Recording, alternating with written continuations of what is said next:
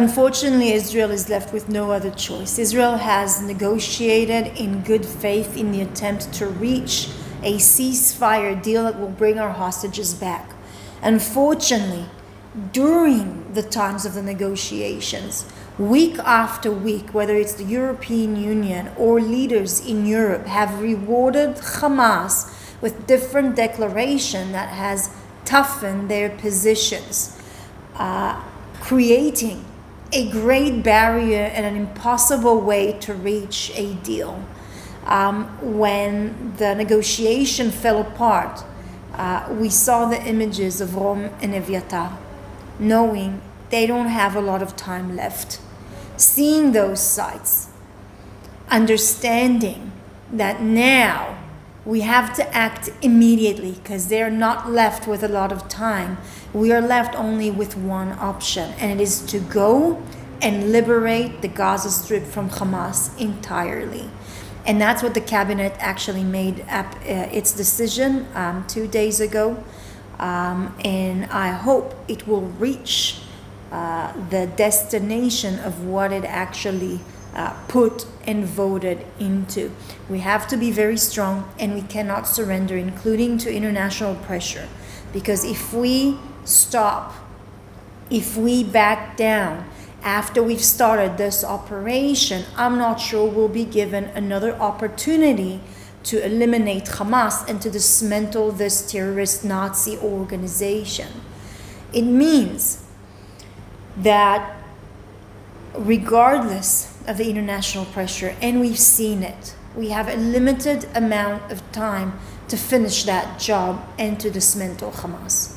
איך אתם מתמודדים במשרד החוץ, באנגלית, עם מה שראינו עם גרמניה על האמברגו, עם המדינות באירופה שרוצות להכריז על להכיר במדינה פלסטינית?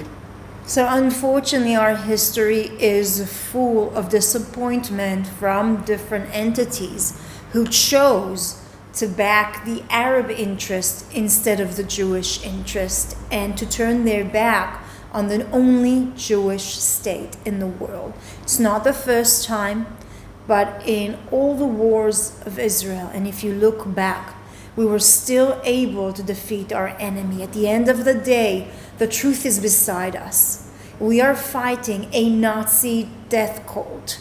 It is spreading propaganda and using, whether it's social media and mainstream media, as one of the tools to put pressure on Israel to surrender to them, whether it's international institutions like the United Nations and the international legal institutions as well, to try and push Israel and to tie its hands in a defense war that we have conducted against Hamas. But this will not deter us.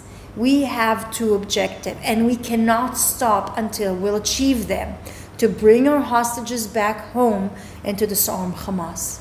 ולסיום, שאת יושבת פה ונאבקת ורואה את המלחמה בקמפיינים של החמאס ואת הכל, ושאת רואה שהביקורת מגיעה לבית, קודם כל גם על התחושות האישיות בתור סגן שר החוץ, כאילו, כמה מילים. Well, for me it's been very tough and very difficult to fight in the mainstream media. I had a marathon of interviews last week, this week coming up as well.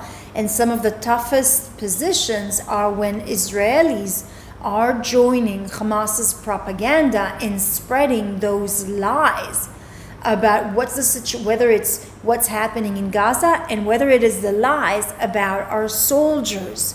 Time after time I've been asked about it, but at the end of the day, the reality and the truth are very evident. This is a very extreme left-wing margin on the outskirts of the general Israeli public.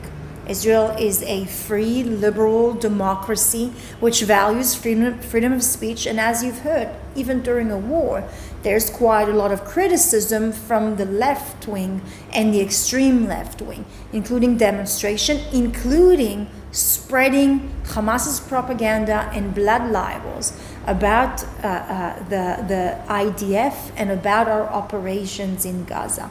Regardless, we know how to handle it because we know the truth is beside us.